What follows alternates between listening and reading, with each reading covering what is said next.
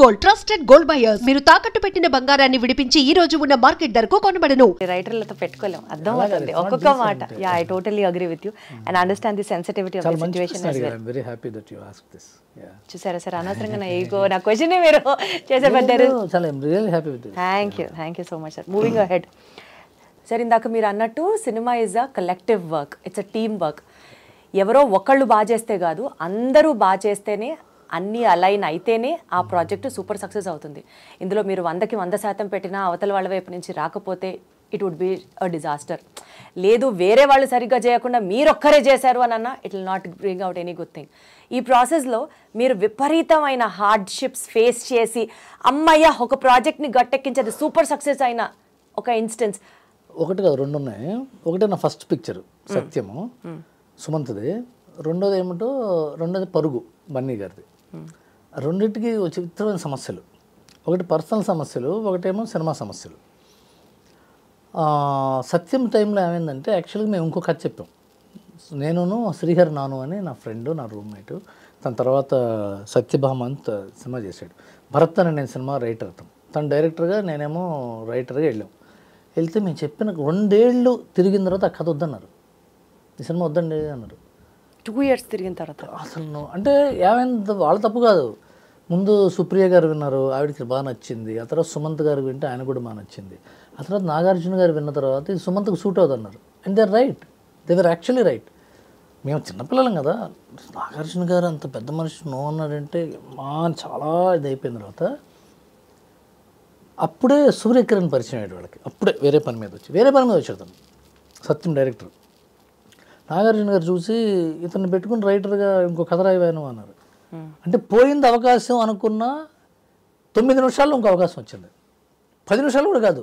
Okay, నేను లేదా వెళ్ళిపోన్నారు. బయటకు వచ్చాడు, అదేమో సూర్యకిరణ్ ఈ రైటర్ని పెట్టుకో, ఇతను బాగానే చెప్తున్నాడు అన్నారు నాగార్జున గారు. And Supriya use to like me lot. అంటే we are all one age group and I was enthusiastic. She was new with the studio and she's now doing great. And Sumantha garu is very close, my first heroine. And we were also happy that I'm on board. So start chesam Satyam. ఆ సత్యం జరుగుతున్న టైంలో మన్మధుడు start అయింది. So అందరి focus దాని మీద ఉంటుంది. మేము ఇట్లా మొహాలేసు, మేము కొత్త డైరెక్టరు, కొత్త రైటరు, హీరోనేమో ఇంకా అప్పటికి సక్సెస్ రాలేదు సుమంత్ గారికి. కరెక్ట్గా అదే టైంలో నాకు పెళ్ళి మా మేనమా కూతురుతో. అప్పటికి ఇంకా పెళ్ళి మా ఇంట్లో వాళ్ళు ఇంటూ పెద్ద ఒప్పుకోవాలి. వీడు ఇంకా సినిమాల్లో ఉన్నాడు, వీడు ఏం చేస్తాడో సాధిస్తాడో లేదు తెలియదు. మేమిద్దరం పెళ్లి చేస్తున్నాం అనుకున్నాం. సో నేను చాలా కన్ఫ్యూజన్లో ఉండేవాడిని, చాలా టెన్షన్గా ఉండే.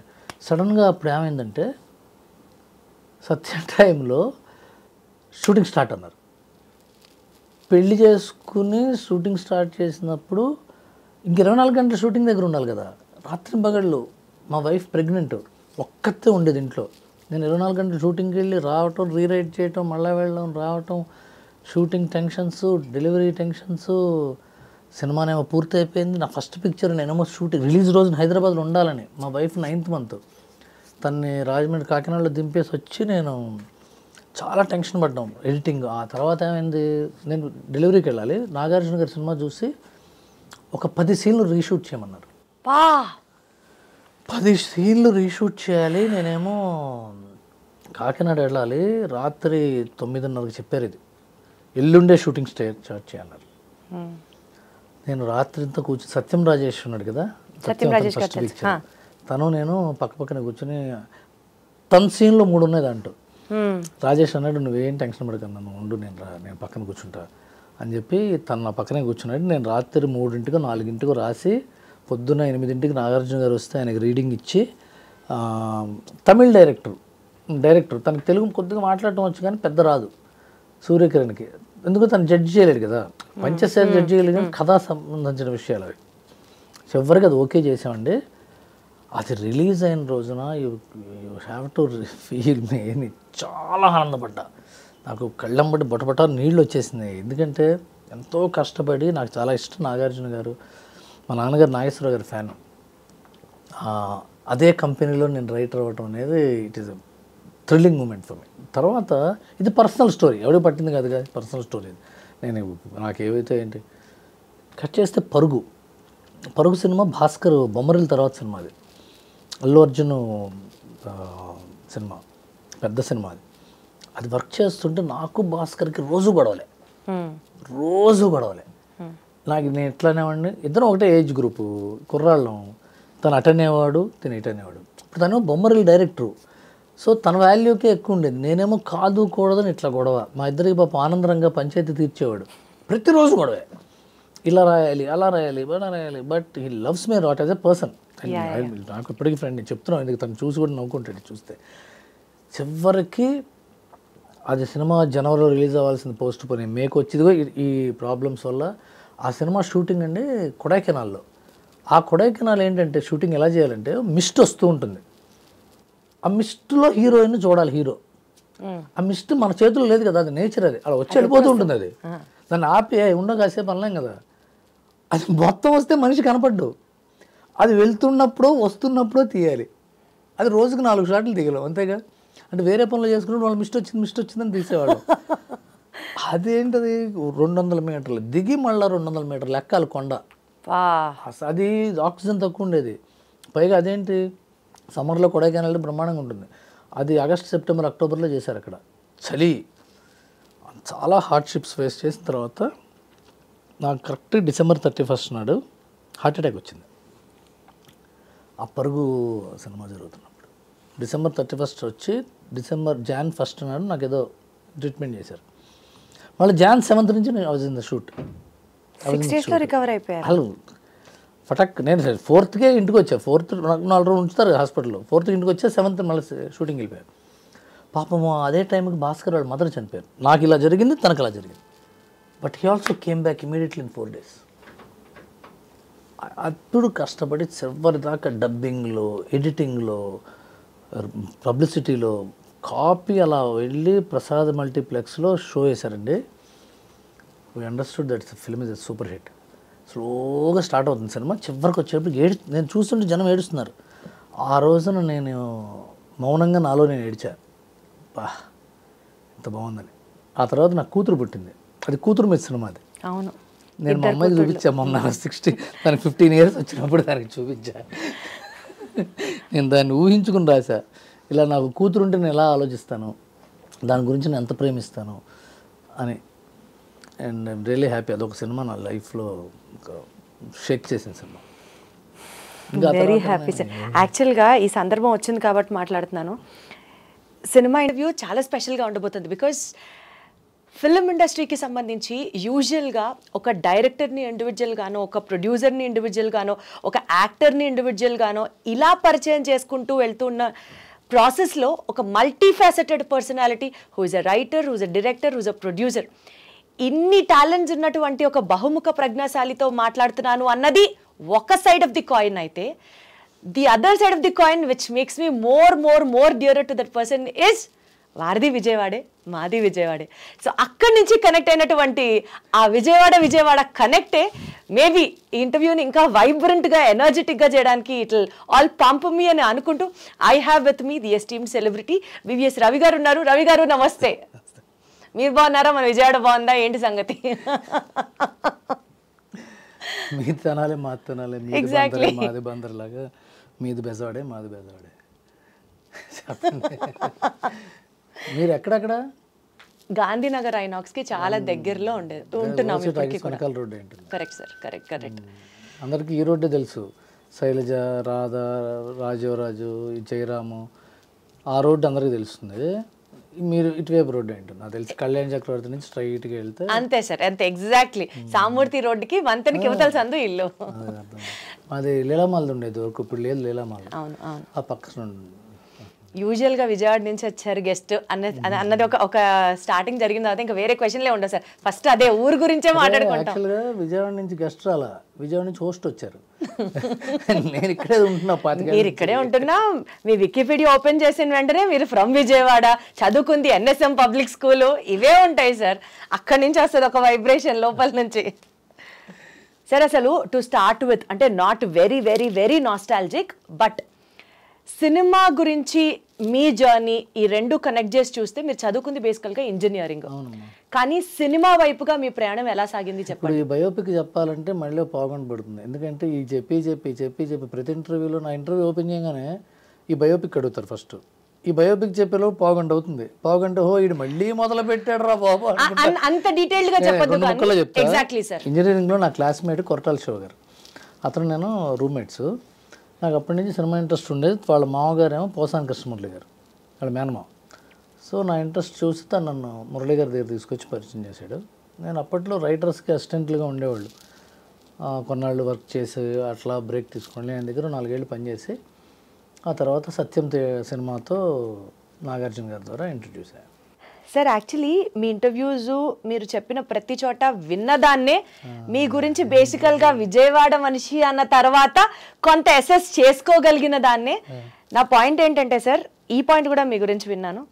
మీకు పాలిటిక్స్ అన్నా లేకపోతే అటువైపు న్యూస్కి సంబంధించి కరెంట్ ట్రెండింగ్ ఇష్యూస్కి సంబంధించి you also have your angle, your opinion. Exactly. ఇవన్నీ ఉన్నప్పుడు సార్ ఒక పర్సనాలిటీ ట్రైట్ చెప్తున్నా నేను, ఒక తెలియని, ఒక డామినెంట్, ఒక ఈగో ఉంటుంది.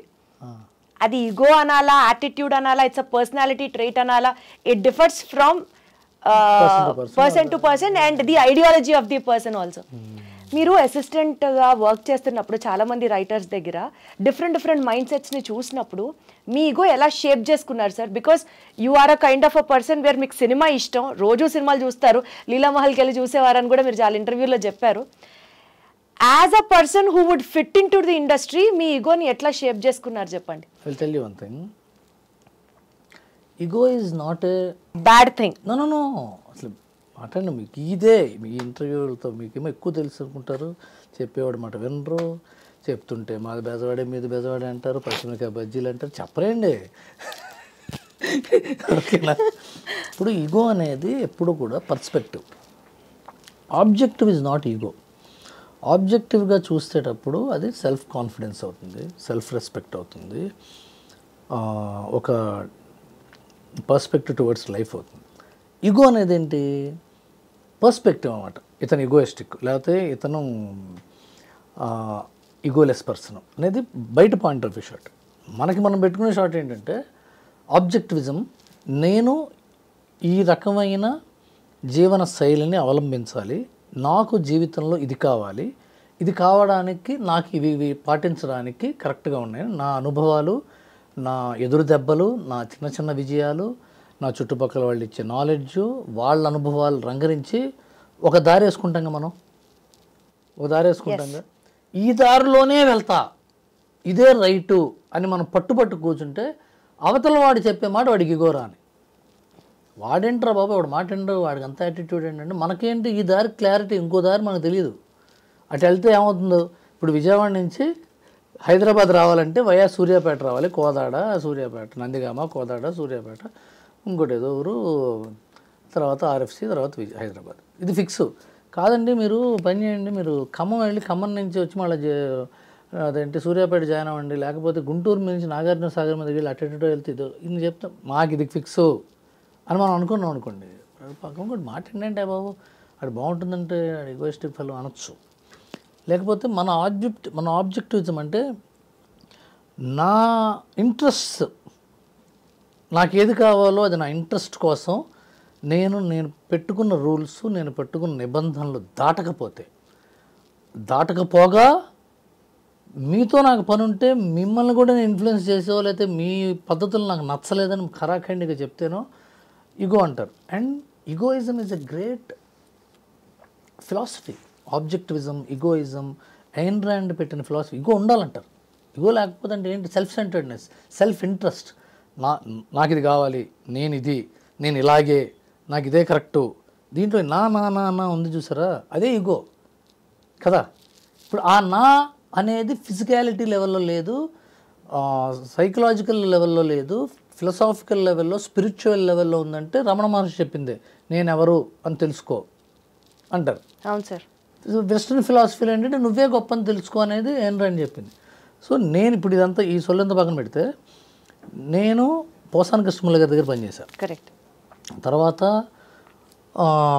రకరకాల సినిమాలకి రైటర్గా పనిచేశాను. తర్వాత ఏమవుతుందంటేనండి, మన ఇంట్రెస్ట్ని ప్రమోట్ చేయడం కోసం కొంత దూరం వెళ్తాం. But cinema is a collective work. when a collective work is nurtured or when collective work is built, for any collective work there needs to be a leader. That leader is a director. In many cases it's a director.